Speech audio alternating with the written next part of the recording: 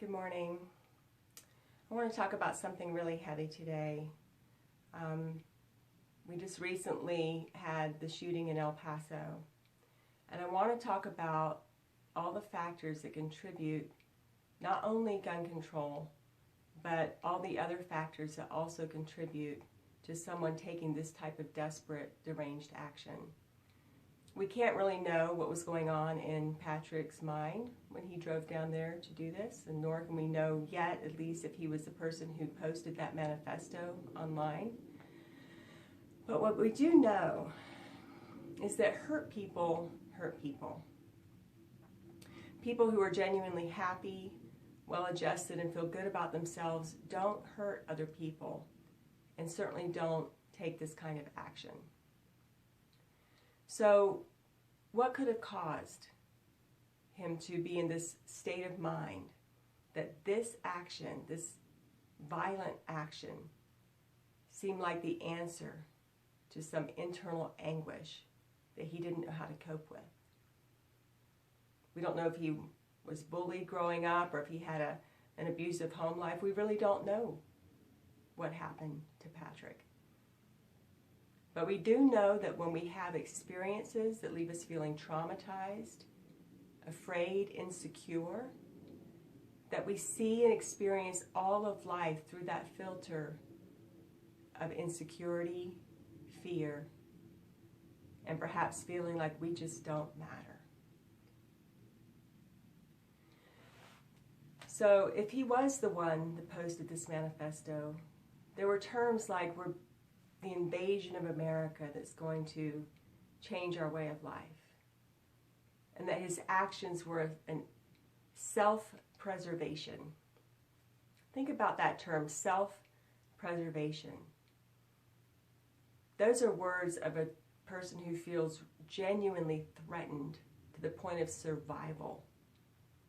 And when we feel threatened to the point of survival, we will do anything to protect ourselves. Now, we know that he wasn't actually threatened physically, but somehow in his mind, this became his internal reality.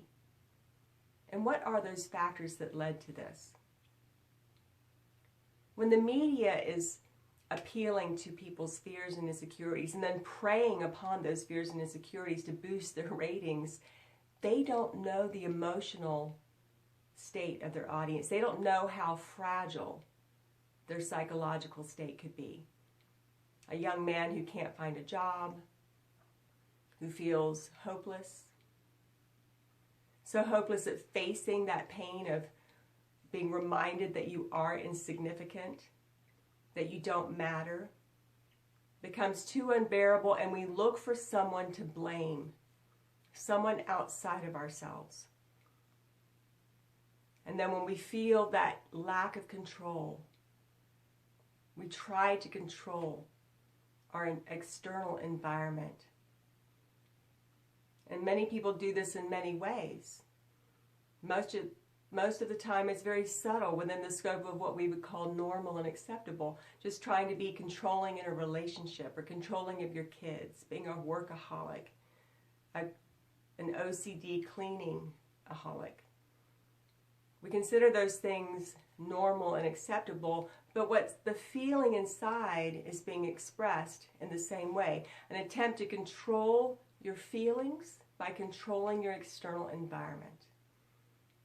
His level of desperation, his level of threat, a seeming threat, was so great that this seemed like the right action in some way to a mentally unstable, psychologically fragile mind. So of course the media isn't legally responsible for the words that they spout, instilling fear, insecurity, anger, and hatred. But if an adult psychologically or emotionally abuses a child, even if they don't physically hurt them, and that child grows up to commit a violent crime, that adult who did that is not legally responsible, but they are morally and spiritually responsible for the damage they caused. The media is responsible for what it says and does. They may not be legally responsible for their actions, but if they're feeding the fears and insecurities, they're feeding anger and hatred to minds that we don't know what they're coping with, how fragile and unstable they are, then they are responsible for the effect their words have on others.